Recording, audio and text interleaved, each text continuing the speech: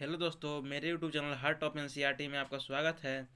यह class 10th का video 6 chapter का है और पार्ट 5 वीडियो है। आइए आज हम लोग जानेंगे पादपों में वहन, यानी कि हम लोग परिवहन पढ़ने वाले हैं। कैसे पेड़ पौधे में जल और खनिज का परिवहन होता है।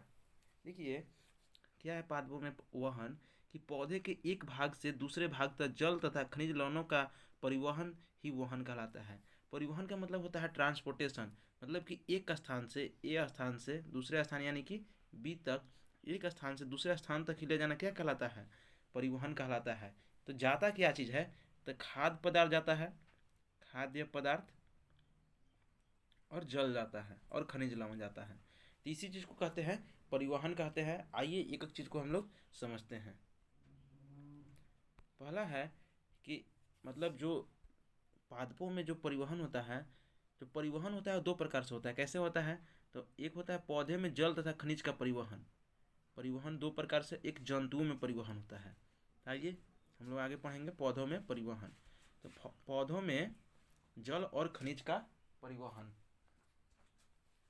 तो पदार्थों को एक स्थान से दूसरे स्थान तक ले जाना परिवहन कहलाता है। वे सभी अंग जो परिवहन कार्य को संपन्न करते हैं परिवहन तंत्र कहलाता है। यानी कि जैसे कि समझाएं कि पॉइंट ए है और ई पॉइंट बी है, और एक स्थान से दूसरे स्थान तक ले जाना ही क्या कहलाता है? तो सर परिवहन कहलाता है। जब परिवहन कहलाता है तो बोले वे सभी अंग, तो इसमें कोई ना कोई भाग लिया होगा यहाँ से यहाँ तक लाने में उस पदार्थ को। तो जो उस पदार्थ शामिल हुआ है, उस पदार्थ को लाने में जो अंग शामिल हुआ है, उस सभी को मिलाकर क्या कहते हैं? उस सभी को मिलाकर परिवहन तंत्र कहते हैं। आगे बढ़ते हैं हम लोग। देखिए कैसे उसमें परिवहन होता है। तो पौधों की जड़ द्वारा जल तथा खनिज लवण का अवशोषित करते हैं तथा जल में तथा जड़ में, यह जल नहीं है, जड़ में बहुत अधिक बाल जैसी महीन संरचना होती है। जैसे कि यहाँ पर देख सकते हैं महीन बाल संरचना है। इसे मूल रोम कहते हैं। और इसे क्या कहता है? मूल रोम। मूल रोम मृदा कणों के बीच उपस्थित जल को अवशोषित करते हैं। और यह जो दिख रहा है आप लोग को, वह जमीन में जड़ में रहता है और यहाँ से जल को क्या करता है? अवशोषित करता है और खनिज को अवशोषित करता है।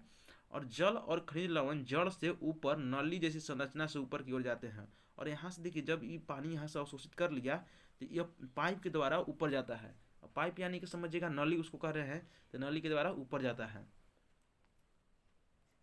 और जब ऊपर जाता है तो पौधे में उपस्थित अतिरिक्त जल, अब जैसे कि यहाँ पर देख सकते हैं पाइप की तरह से ऊपर जा रहा है और ऊपर गया, जब पौधे में जब अतिरिक्त जल हो जाएगा, जब अतिरिक्त जल हो जाएगा, जैसे कि जितने इनको प्रकाश संश्लेषण के जल चाहिए वो तो ले लिया होगा, और अतिरिक्त जो जल बच जाता है वो वाष्पोत्सर्जन के द्वारा, मतलब वाष्प के रूप में बाहर निकल जाता है।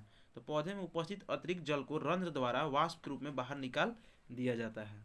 आप इस चीज़ को समझेंगे। तो यही था पूरा प्रोसेस, क्या क्या हुआ। तो ये जानने कि किस तरह से परिवहन होता है। एक मिनट। किस तरह से परिवहन होता है ये जाने, और किस तरह से मतलब पानी को अवशोषित किया जाता है और ऊपर कैसे पहुंचाया जाता है, इस चीज़ को हम समझें। और फिर जाने कि जो अतिरिक्त जल बच जाएगा उसको किस तरह से बाहर निकाल दिया जाता है। तो यह पूरा प्रोसेस हुआ किस चीज़ का? तो पौधे में जल तथा खनिज का परिवहन का। आइए आगे बढ़ते हैं हम लोग। अब देखिए वाहिकाएँ क्या होती हैं। जैसे कि हम लोग सोचे और जाने ना कि पेड़ पौधे में जो नली के द्वारा जो ऊपर जल जाता है, तो वही है कि जल और खनिज लवण जड़ से ऊपर नली जैसी संरचना से ऊपर जाती है।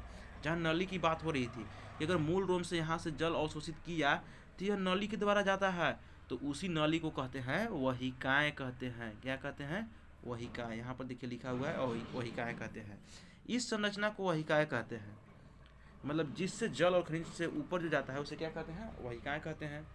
और यह वाहिकाएँ दो प्रकार के होते हैं। कौन कौन से? तो एक होता है जाइलम और दूसरा होता है फ्लोएम। अब जाइलम का क्या काम है और फ्लोएम का क्या काम है, आइए समझते हैं। देखिए संवहन ऊतक किसे कहते हैं? तो पौधे में जल तथा पदार्थों का परिवहन जिस ऊतक से होता है उसे संवहन ऊतक कहते हैं। और संवहन ऊतक दो होते हैं, एक जाइलम एक फ्लोएम।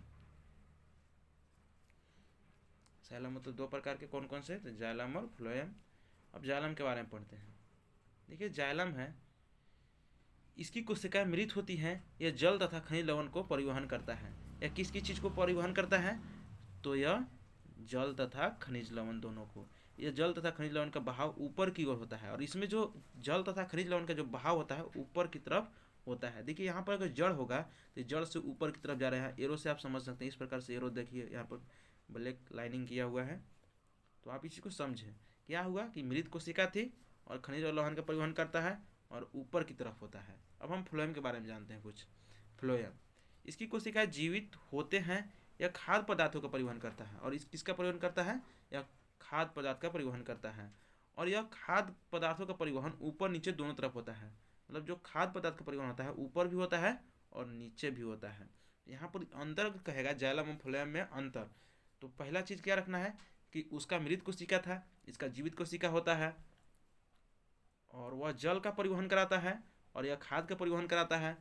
और उसमें जो खाद्य पदार्थों का परिवहन होता है, नहीं उसमें जो जल, और देखिए एक मिनट, इसमें जो जल का परिवहन हो रहा है, जल और खनिज लवण का परिवहन, वो एक ही तरफ हो रहा है, यानी कि ऊपर की तरफ वन साइडेड हो रहा है। जबकि फ्लोएम में क्या है, यही चीज़ कि टू साइडेड है, मतलब कि दोनों बगल, ऊपर नीचे दोनों बगल हो रहा है। तो आप इसमें अंतर देख सकते हैं। क्वेश्चन यहाँ से पूछता है जाइलम और फ्लोएम के। तो जाइलम और फ्लोएम के क्या अंतर है आप समझ गए होंगे। जाइलम मतलब जल तथा खनिज का परिवहन, और फ्लोएम मतलब याद रखिएगा खाना का, यानी कि फूड का परिवहन। आगे बढ़ते हैं। अब लास्ट पॉइंट है वाष्पोत्सर्जन। देखिए वाष्पोत्सर्जन क्या होता है कि पौधे द्वारा खींचा गया जल पौधों द्वारा उपयोग किया जाता है। जैसे ही जल देखिए यहाँ जड़ से लेगा तो पौधा इसको उपयोग करता है। किस लिए उपयोग करता है सर? तो प्रकाश संश्लेषण के लिए, प्रकाश संश्लेषण के लिए। अब देखिए प्रकाश संश्लेषण से जो जल बच जाता है, प्रकाश संश्लेषण से जो जल बच जाता है, देखिए यहाँ बोल रहा है कि परंतु सारा जल उपयोग नहीं किया जाता है, सारा जल उपयोग नहीं किया जाता है। तो इसमें उपस्थित अतिरिक्त जल को रंध्र द्वारा वाष्प के रूप में बाहर निकालना ही क्या कहलाता है?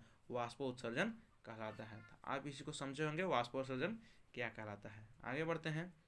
तो यह सेशन यहीं पर समाप्त होता है। हम लोग जाने किस प्रकार से पौधे में परिवहन होता है, पौधों में जल तथा खनिज लवण का परिवहन कैसे होता है। थैंक यू दोस्तों।